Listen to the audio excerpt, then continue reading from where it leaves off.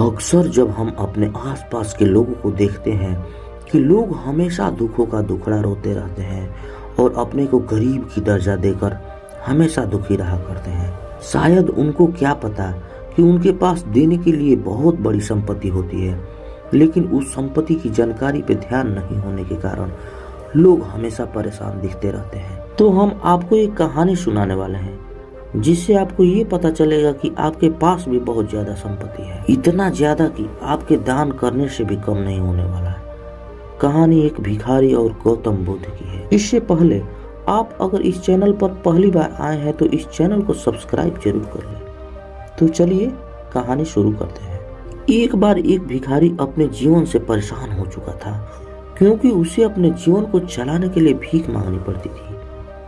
उसे हर एक चीज के लिए भीख मांगना पड़ता था। इसी बात को लेकर वह दुखी रहता और दिन भर यही सोचता कि उसके जीवन में बदलाव कैसे आएगा।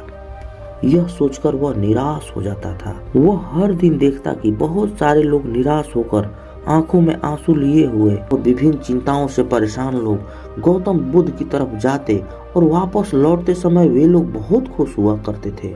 वह भिखारी यह नहीं समझ पा रहा था कि गौतम बुद्ध उनके साथ ऐसा क्या करते थे कि वे लोग बेहद खुश हो जाते थे। वापस लौटते हुए लोगों के हाथों में ना तो ढेर सारे पैसे होते थे और ना ही सोने चांदी।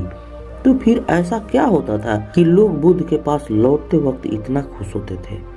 यह सब सोचकर वह भिखारी भी निर्णय लिया कि वह भी महात्मा बुद्ध के पास जाएगा और देखेगा कि ऐसा वहाँ क्या हो रहा है कि दुखी लोग उनके पास जाकर खुश हो जाते हैं। वह बुद्ध से मिलने के लिए उनके पास चल पड़ा। जहाँ बुद्ध मौजूद थे वहाँ बहुत लंबी कतार लगी हुई थी, तो वह भिखारी भी कतार में लग गया। कतार में लगकर वह अपनी बारी का इंतजार करने लगा। देखते ही देखते उसकी भी बारी आ गई और उसने बुद्ध से कहा, बुद्ध, मैं बहुत ही गरीब हूँ, मेरे पास कुछ भी नहीं है। मुझे अपना जीवन चलाने के लिए भी दूसरों से भीख मांगनी पड़ती है। अब आप ही बताइए, मैं अपने जीवन को कैसे बेहतर कर सकूं? यह सब सुनकर बुद्ध ने कहा, तुम गरीब नहीं हो, तुम्हें ऐसा लगता है, क्योंकि आज तक तुमने कभी किसी को कुछ भी किया नहीं, न किसी को कुछ दान दिया, न ही तुमने दूसरों के लिए कुछ किया। यह सब सुनकर भिखारी के मन में एक आशंका जाग उठी। अपनी आशंका को दूर करने के लिए भिखारी ने पूछा, मैं तो एक भिखारी हूँ, मैं लोगों को दान कैसे दे सकता हूँ और कैसे लोगों की सहायता कर सकता हूँ? मुझे तो खुद अपना जीवन चलाने के लिए दूसरों से मांगना पड़ता है। यह सब सुनने के बाद गौतम बुद्ध थोड़ी देर चुप रहे और फिर बोले, तुम्हारे पास हाथ है यार, जिससे तुम लोगों की सेवा में लगा सकते हो और दूसरों का भला कर सकते हो। इसके अलावा तुम्हारे पास मुंह है, जिससे तुम लोगों से अच्छी अच्छी बातें कर सकते हो और दूसरों का हौसला बढ़ा सकते हो। यह सब करके तुम भी दूसरों की सहायता कर सकते हो। जरूरी नहीं कि दान सिर्फ पैसों से ही किया जाए। हम चाहे तो शिक्षा का भी दान कर सकते हैं, चाहे तो अन्न का भी दान कर सकते हैं। ऊपर वाले ने अगर किसी को पूर्णतः अच्छा शरीर दिया है तो वह गरीब नहीं है, बस वह दिमाग से गरीब है। उसे इस विचार से हटकर दूसरों की सेवा में लगना चाहिए। बुद्ध की यह सब बातें सुन लेने के बाद वह भिखारी बहुत ही ज्यादा खुश हो गया और उसका मन अब संतुष्ट था। दोस्तों, हम सब इस बात की चिंता में समय बर्बाद कर देते हैं कि हम गरीब हैं, लेकिन यह सत्य नहीं है।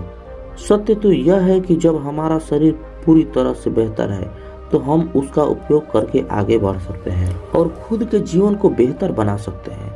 अगर कोई व्यक्ति सिर्फ अपने गरीबी पर ध्यान दे और उसे बदलने की कोशिश ना करे तो वह मूर्ख है। इसके अलावा हमें यह कहानी से यह भी शिक्षा मिलती है कि दान सिर्फ धन का ही नहीं, बल्कि शिक्षा, भोजन, अच्छे विचार आदि का भी किया जाना जरूरी है। अगर आपके पास धन नहीं है तो आप शिक्षा का दान कर सकते हैं, या फिर आप दूसरों के लिए अच्छे विचार की भी दान कर सकते हैं। इससे समाज बेहतर होता है। तो दोस्तों, कैसी लगी आपको ये कहानी? कमेंट सेक्शन में जरूर बताना, और अच्छी लगी तो इस चैनल को सब्सक्राइब जरूर कर लेना। तो मिलते हैं अगली कहानी में, तब तक के लिए अपना ख्याल रखें। जय हिंद, जय भारत, जय बुद्ध।